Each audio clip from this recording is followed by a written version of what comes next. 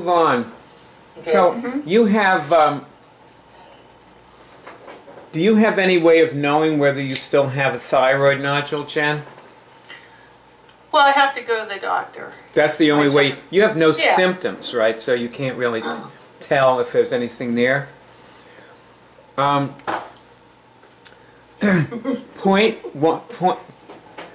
Pick a hand to point, or test which hand to point at your thyroid. Point one hand at your thyroid. Okay. Okay?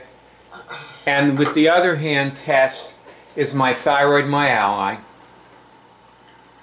Is my thyroid my ally? Yes. Do I have a thyroid nodule? Do I have a thyroid nodule? I get no. Okay. Maybe it's gone. How long Or have you at been this moment it's not here. How long have you been getting no? Well, I remove it quite a bit, you know, like I... So you I do that. find it sometimes. You'd have to find it to Sometimes remove. I do find it, not so often in my physical body, but like I'll find it in the gravitational body. Okay, so you don't find it very often in your physical body, but you often find it in the gravitational. Well, not often, like, you know, 50% of the time or less. So you mean every other day or something? Or several times a day? I do it about twice a day, you know. So once a day Or you... sometimes more, if I remember. So once a day it's back in the gravitational. Yeah, maybe like that. Okay. Now, test, is my immune system attacking my thyroid?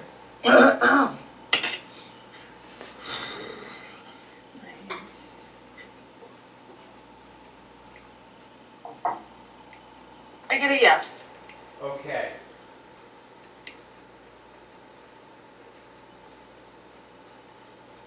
Test, I want you to address your immune system directly and just ask, immune system, are you my ally?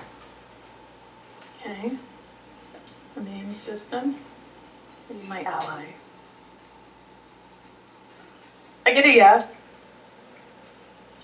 Well, what you're going to have to do, you can do this after the call that we have here, is ask your immune system a lot of questions. And you may not be able to think of all the questions like at one sitting. You may just have to go all day, day after day, for days to even come up with the right questions to ask. This is a hard one. We'll do more on it, you know, here too, but you're going to have to do a lot of this on your own. Just going to have to wander around talking to your immune system and find out why your immune system attacks your thyroid. And then you can ask it not to. But unless you know why it's doing it, you can't really ask it not to. It's trying to help you. Yeah, that makes sense. Yeah, your immune system does what's best for you. Mm-hmm. So it's sort of like your mother. Like a lot of times your mother doesn't know what's best for you. No comment. Oh, mother. Did Max ever say why he didn't come home? Well, because we were in Vienna, he was set up to go to an aftercare program at school. And he's gone there a couple times before, so he knows what to do. But he was late. He was running late, and he thought he wasn't allowed to go if he was late, and he didn't know what to do. So he just like hung out in the forest for a while, and he got really hungry, and he walked home. He may feel like it's so, you know, he can take care of himself after school. Sure, yeah, he does. He thinks he could. Yeah, he does. Well, he's got his yellow belt now. He does. Yeah. He can defend himself. Yeah, absolutely. You know, big bear comes out of those woods, he's going to knock it on its ass. There are no bears here. Well, I'm real happy to hear that. Hunted them out years ago. Okay. There's nothing threatening here. Yeah. Now, let's go on with self-esteem. And I move over to Barb. And how are you? Self-esteem. How's your self-esteem today? Both of you test this. How's your self-esteem? Is it a 5, 4, or less? What's the scale? 10 or 5? 5. Yeah. Well. I'd say I'm like a 4, 4.5. I'm getting up there today. This is helping. I'm a 5. Great. Okay. Now, I want you both to test what was my self-esteem level as I was awakening, like when you were just coming out of your dreams. When you were just emerging from your dreams, you weren't really fully awake yet. Okay.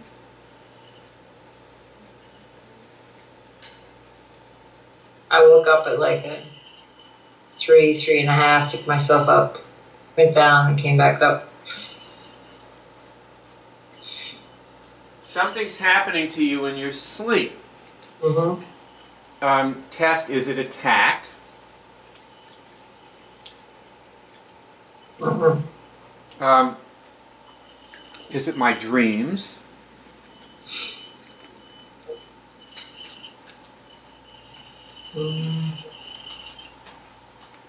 Maybe a little, yeah. Also test, what was my self-esteem when I was fast asleep? Was it a 5, 4?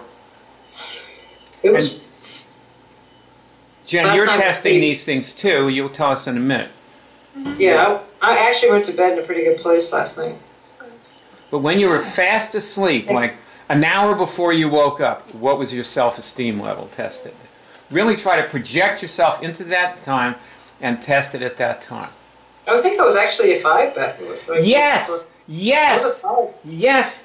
What's happening is, as you're waking up, you're doing something to yourself. It's not attack. It's not your dreams. As you're awake, I used to do this. Yeah. That's how I know that it's there, because I used to do this. I would just wreck everything as I was awakening. So, Jen, what did you get on these tests? I woke up at 3 and I was a 4 when I was sleeping. Okay. Like, you know, an hour before I woke up. And you're a 5 now. Yeah. So you bring yourself to a high level of self-esteem as you're wandering around during the day, but in your I've had some time today, you know, because it's late here, so. But I didn't get a lot of sleep, so when I woke up, I was kind of tired already, but I got out of that.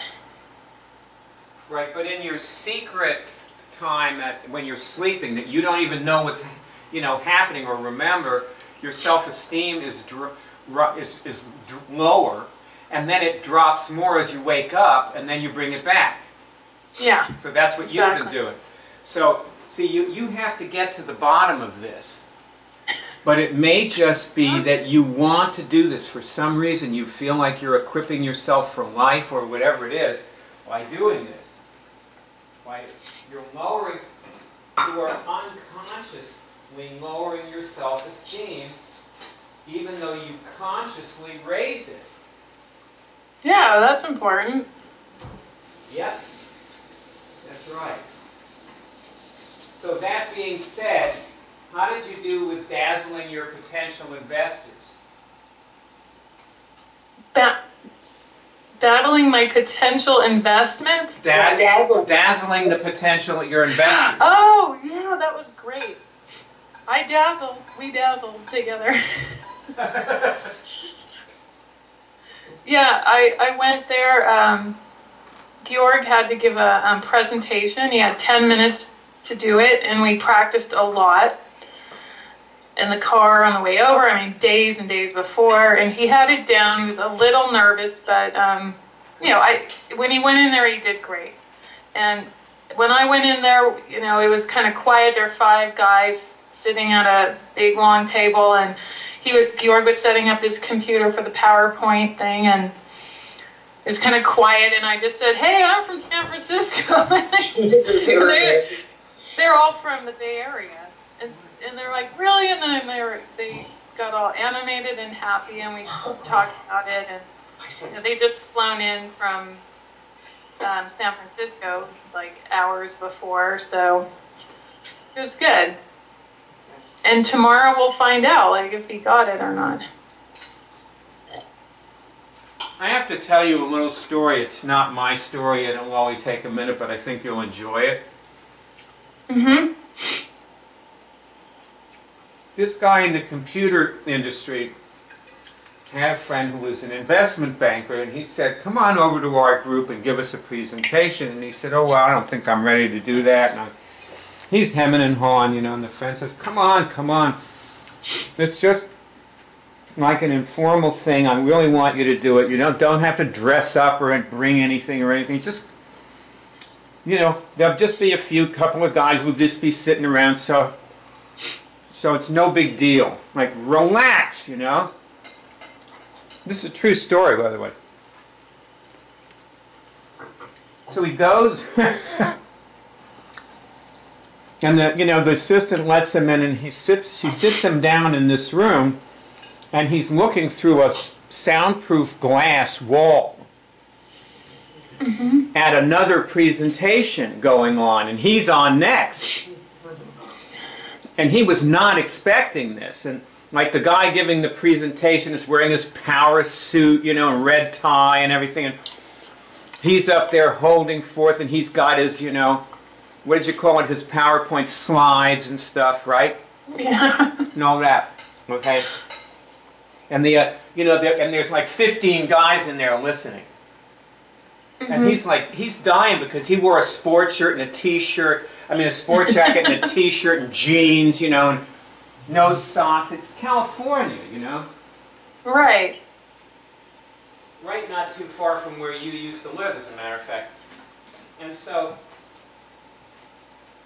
and all he's got his yellow pad, you know, that he brought to take notes, and his pen, you know?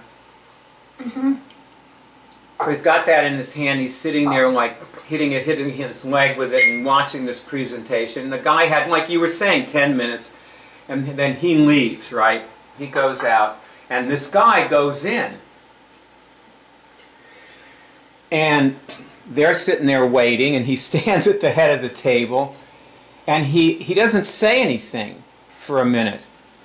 So they're waiting for him to say something, you know. And of course his friend has briefed them all on what he's doing. So they all know what he's doing. He knows that. Like, he knows that they know what he's doing. So he takes his notebook, you know, his yellow pad, right? And he throws it in the middle of the conference table. And he says, "That's the future of computing." And one of them, they're like transfixed. They're all sitting there looking at this yellow pad. And then one of them picks it up. And he says to he's like holding it in his hand, and he says to another one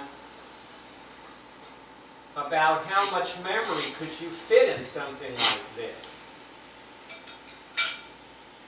And the other guy says, "Well, right now, such and such, you know, maybe a gig or two," but he said, "I wouldn't worry about it because it's, you know, capacity doubles every 6 months. And plus, you know, for a starter, this would be fine, you know, to have that amount of memory." And somebody else says, he says, "And you just write on this thing, right?" And he goes, "Yeah, you write on it, and then it converts." And they're talking, like they're doing the presentation. They gave him 4.5 million. Wow. He never said a word. And he's the guy who developed. That's what he developed. He developed the ThinkPad, whatever it is. Yeah. You remember the Hudsucker proxy? No. Oh, well, I forgot who. It was probably that guy. I forgot what his name is. But anyway, he works for this company. The guy brings him in, and he they bring him in a conference room, and he's supposed to come up with new ideas for, you know, the company. So he goes over to this piece of paper on an easel, and he draws a big circle, right? And they're all going like, what's this, and blah, blah, blah. And the first one he came up with was, I guess it was the hula hoop or something, right? So then a while later, after that's a success, they bring him in for another presentation. He goes up to the easel on the paper and he draws another circle. And it turned out to be like a frisbee or something. You know, it's called a frisbee. It looks like a pie pan, you know. That's a fun movie. It had sucker props. Yeah, that's how the frisbee got invented. It was some guys in a pie factory trying to whip around pie pans. That's right. Yeah. Velcro got invented by some guy kind of like falling asleep. I think actually the rumor has it that he was taking acid and he was laying there and he was looking really closely at the flowers and he saw how they have little tiny things that stick to the other thing, and that's how he invented Velcro. Oh well, they had this. They used the invention of Velcro in one of those Star Trek movies where the woman from the future comes back and she trades it for something she needs in the past, you know. So she said, "Here is this wonderful stuff," and she rips it open, you know, and she sticks it back together. And so the guy's like, "Oh, okay." I don't know what the truth is. I mean, it's not that someone came from the future, but I don't know who actually invented Velcro. I don't know. Well, one guy discovered it, and then apparently that guy. Robert Kiyosaki invented the Velcro wallet, but then he lost all his money. He started over. That's how he made his fortune. You just gave me an idea about presenting a Munich though, because I could see walking into a room like that and saying, you know, like them expecting a big presentation, saying, "Okay, everybody, I want you to like, you know, take a breath, relax your arms, and like." Well, as Bart says, take them at position. Connect with your kidneys right now. Okay, good. How was that?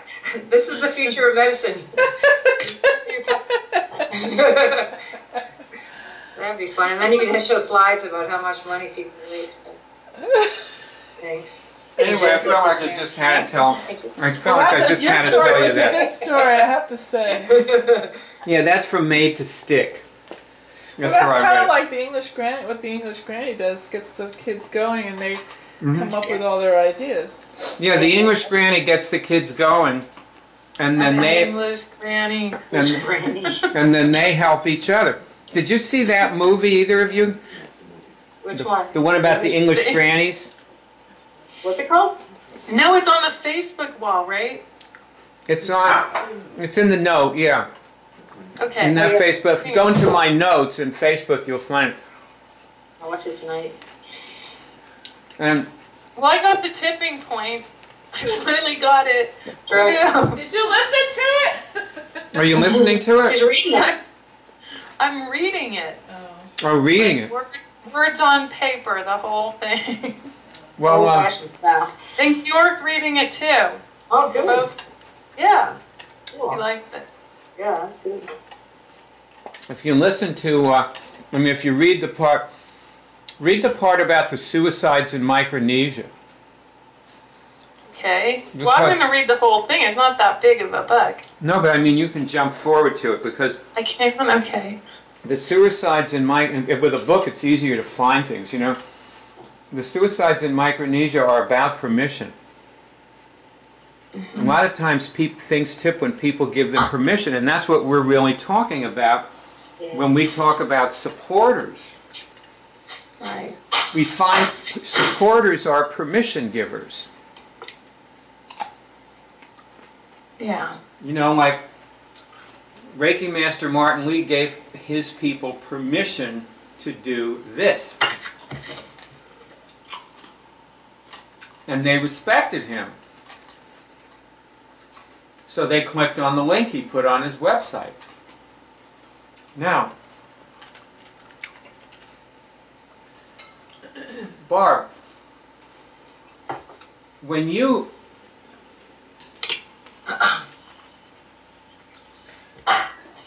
like we've been talking about,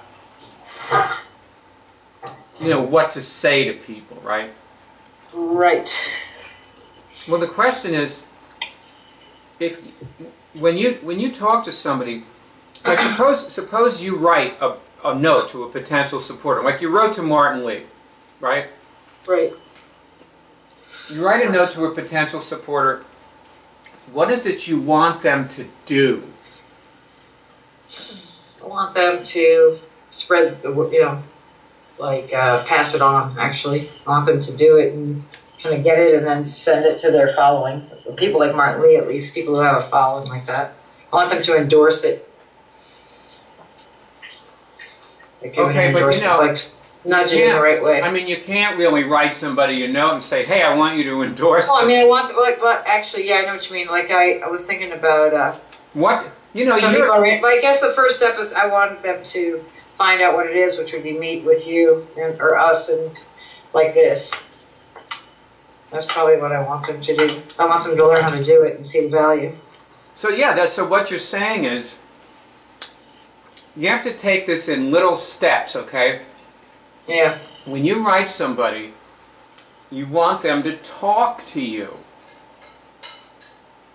Oh, yeah. Like Bootsy, for example.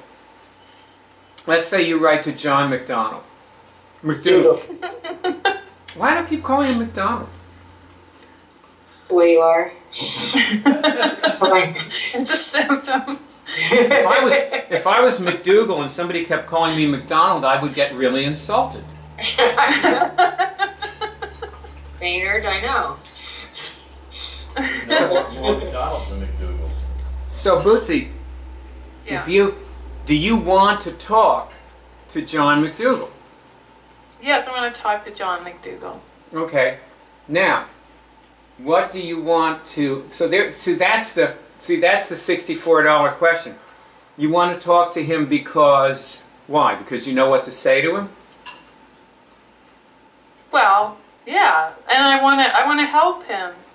Yes. Thank you. Yes. That's it, baby.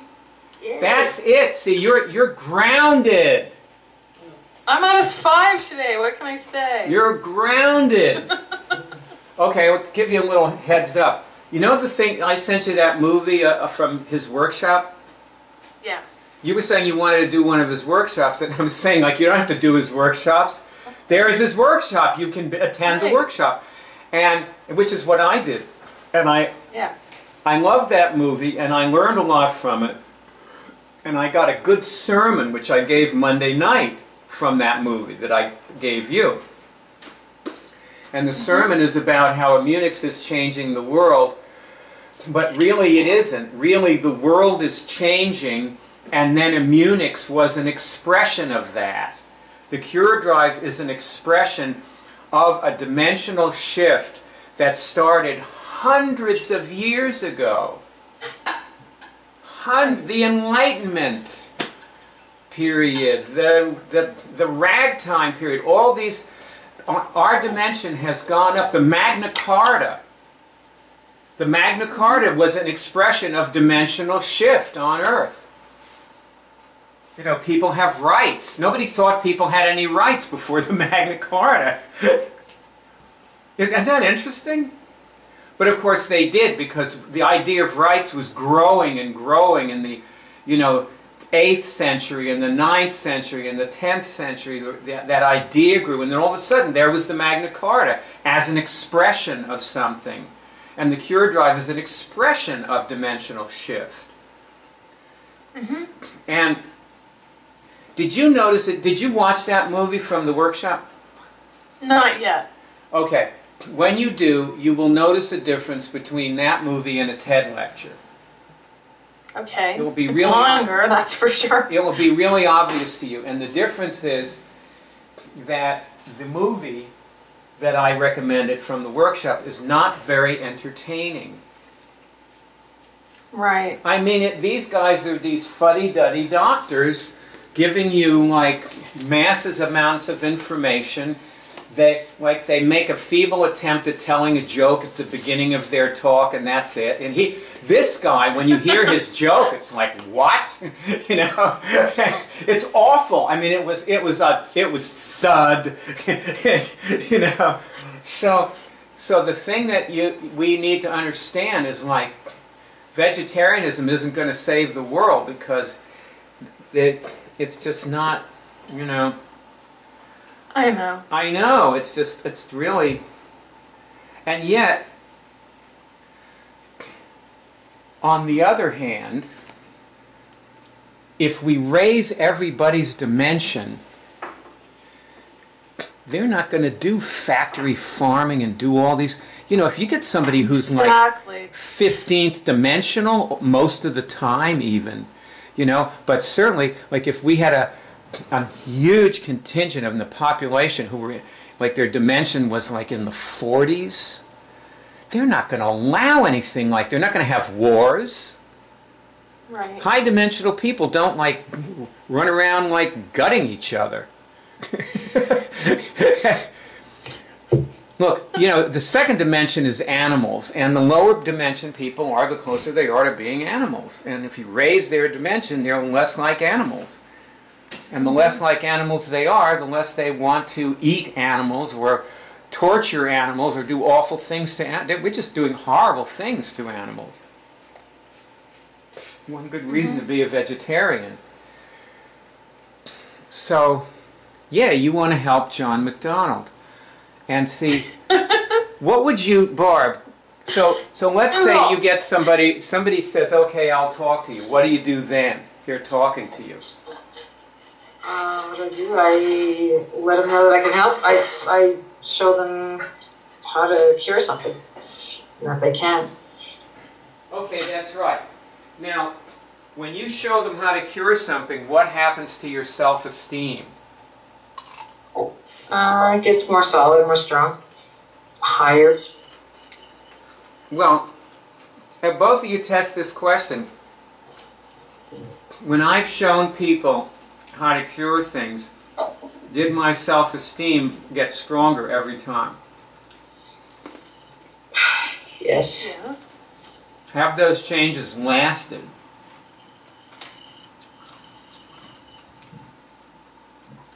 I get you. Barb? There's been a slow build. It happened again the other night. I think the more often I do it, the easier it is to make it last. I have to do it like every day to remind myself. If I don't do it for a while, I'll forget, and sometimes I lose the progress or the, you know, the advancement that I made before. I'm getting a yes, though. I had a good session a couple of days ago. It reminded me. That always builds my esteem. Okay.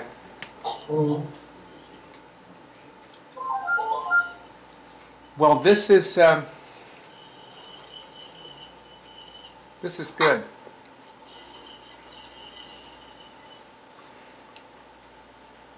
What happens after the person gets a signal and or maybe even cures something? What do you do next? Well, ideally, I ask them, you know, to take some next step. That's maybe where I haven't been crystal clear about what next step is. I usually make a demand for more. Ask them to take an action, ask them to, you know, be on a call or make a movie or join the web college or all of those. Or cure something else. Cure something else. What? I say, may I have some money?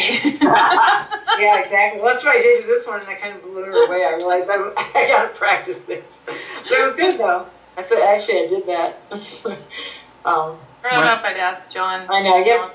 I'm going to get off in a minute, but I want you to do that again with each other. I'm not going to film that, but I just want you to do it again before you hang up. Okay. Now, I want to also ask you, Jen, are we going to be able to meet at my time 12 next week? Well, I don't know when I changed to daylight savings. As soon as I do, I can, but if it's not daylight savings, I can't. Maybe you already did, but you forgot to change your clocks. No, So in other words, no. until... You know, I'll find out and I'll let you know tomorrow. Okay. Okay, but you know what? Oh, yeah. We can do this at 1. Okay? And Tomorrow you'll have to be an hour early for that meeting. I can do that. Okay. Just tomorrow's Friday, so I I see. don't have a thing I see. to I do see. for the Okay. meeting. Great. But thanks for the reminder. I would have. Well, we're gonna meet on Thursday again next week. And then, oh, don't forget, Ross, does she know that we meet an hour early? Yeah, she found out, and she does know Okay. now. She's good. Okay. Yep, that happened on Sunday. Right. Now, this is fine. We can do it at 1.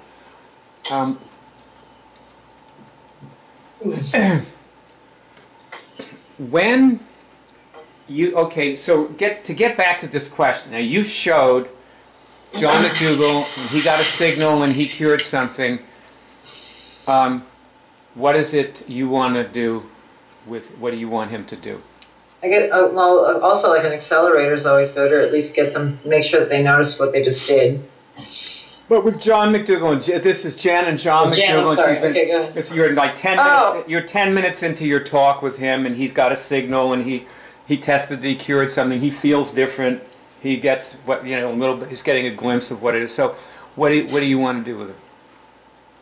Well, I'd like him to see more of it, and on a larger scale, like more. Maybe he just cured something small, but that he could see that you can cure big things too. Okay, I'll tell you what. Let's do a role play. It probably cuts through a lot. You be him, I'm you. Okay? And we're right at that point now.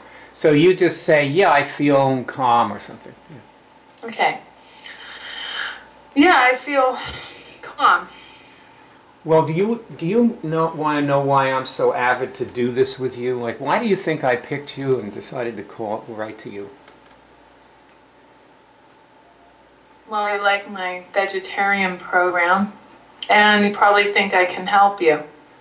Yeah, and also, I care about you. You did good stuff for me, and when somebody does good stuff for me, I tend to care about them. And, you're on a good diet, so, you're probably not going to get cancer or anything.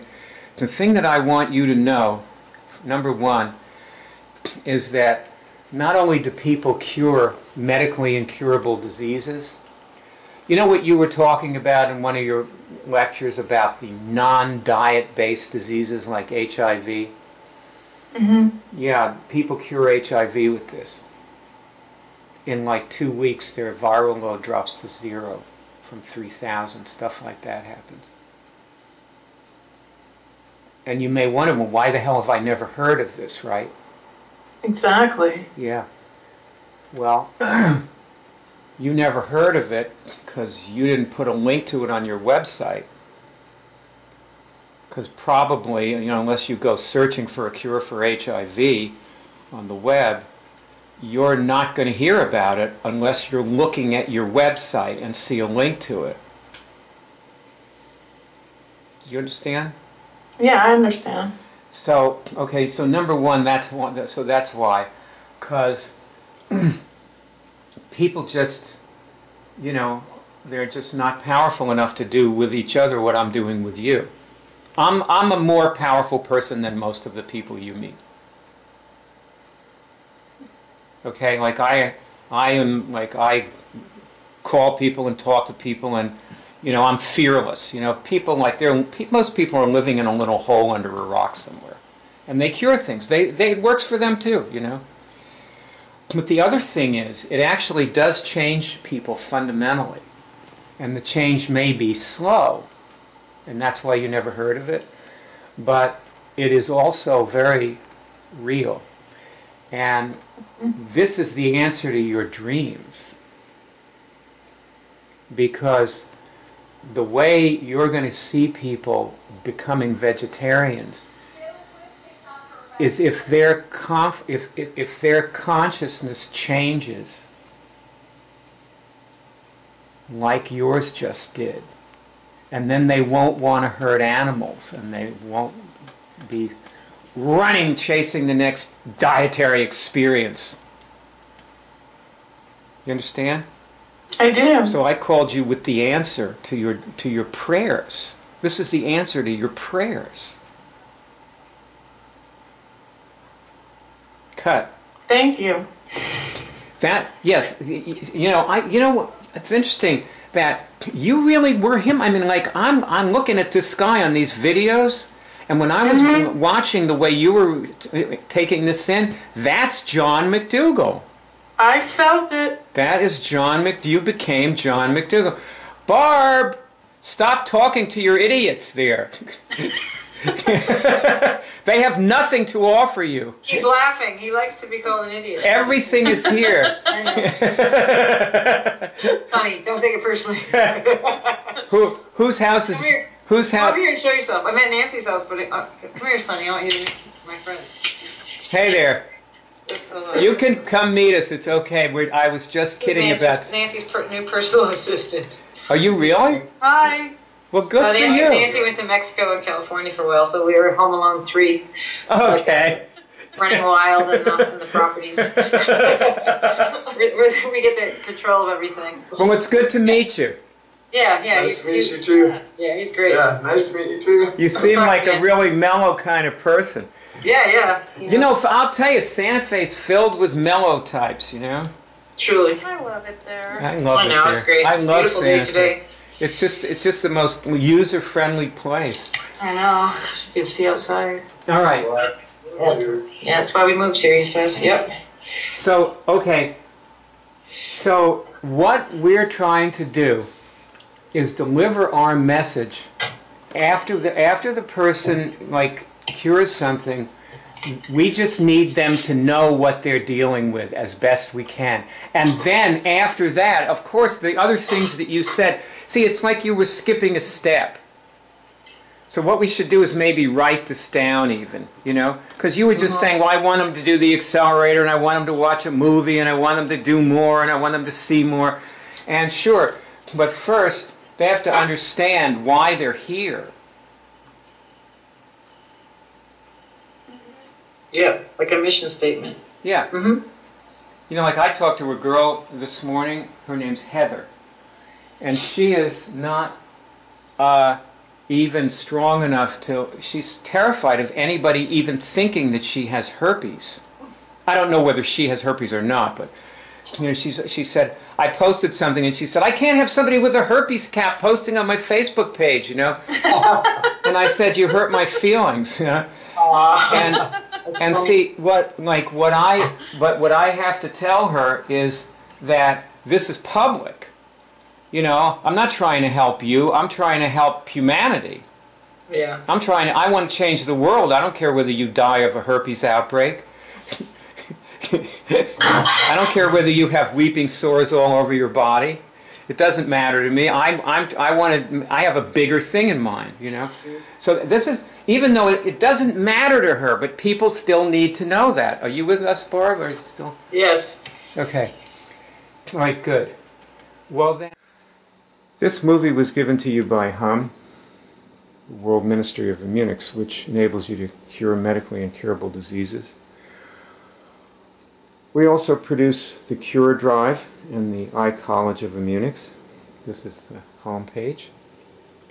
And as you see here, the movie that starts playing automatically when the page opens is a 3-hour tutorial film, which underneath it is the beginning of a series of movies. If you click on these links, you go to another movie that's a continuation of the tutorial, showing different aspects of the things that people need to get into when they cure things. The movie shows many people curing things. You'll find complete cure tutorials on the home page. Under the group at the top is another, this is a video and text tutorial And if you click on the link, you'll see it has 10 lessons, and you can click on each lesson and you'll see that the lessons are movies interspersed with explanations. And if you continue scrolling down the home page, you'll find a huge bank of movies of people curing things. Here's one of someone curing multiple sclerosis that you can click on, and these play. Hopefully this one will play in a moment. There it is. So that woman cured PPMS and MS. Here you'll find people from every continent: Europe, the US, Asia, Canada. This woman cured shingles, and in this particular movie that's what she's demonstrating. And at the top of the home page you will find links to the cure meetings that we have every week. 9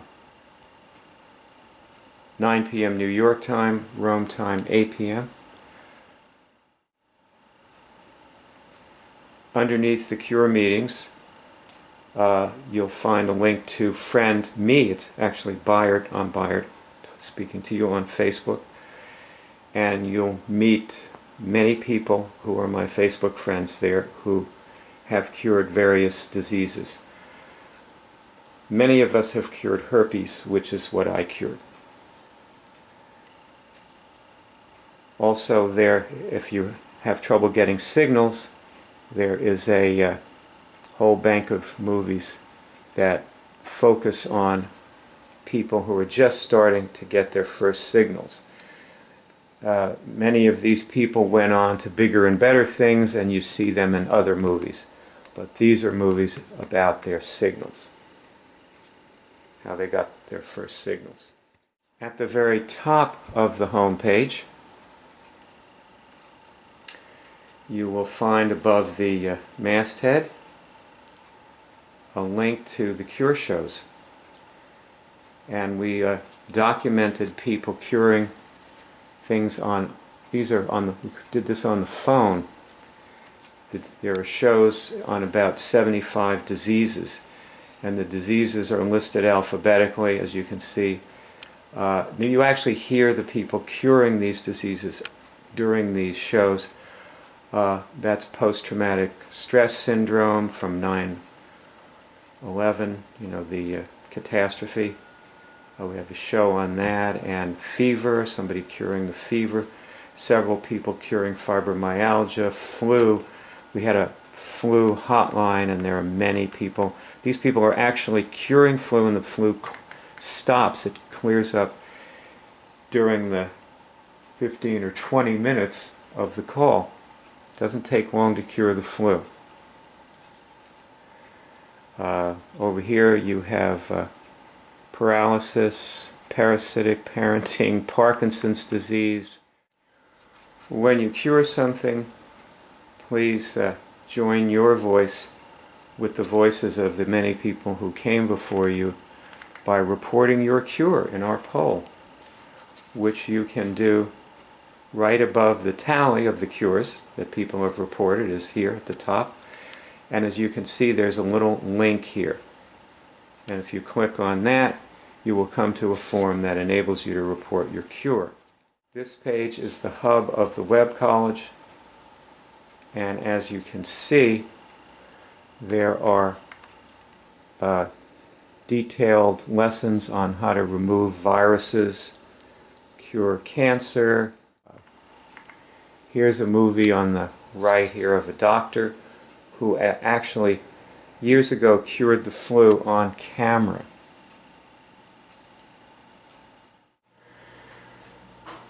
You'll notice that skill 1 in the hierarchy of skills is cure physical diseases.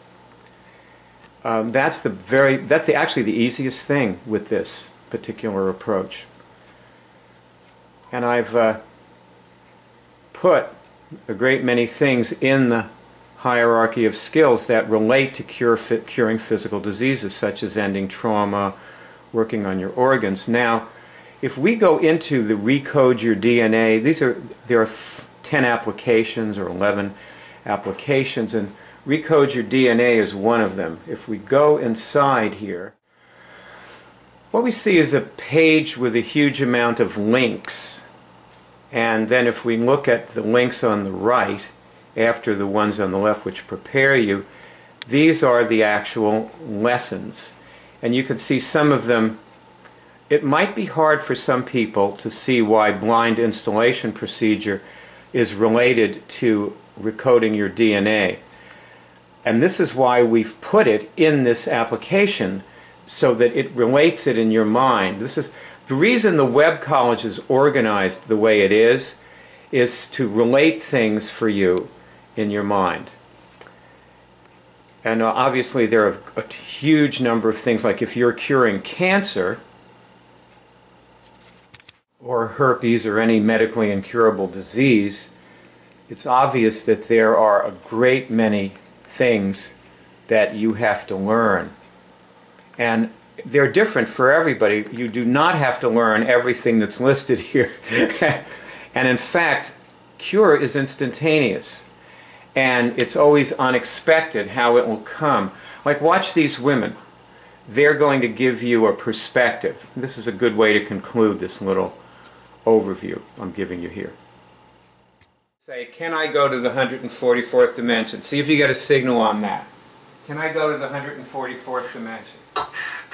Can I go to the 144th dimension? Yes? I guess I can. Go ahead and do it.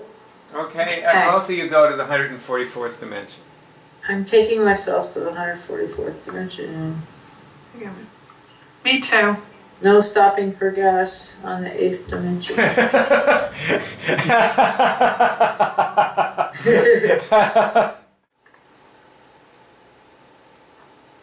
I feel clear.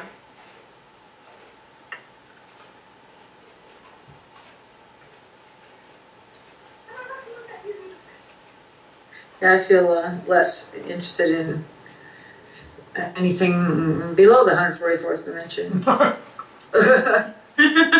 Can we stay here all the time? I know, exactly.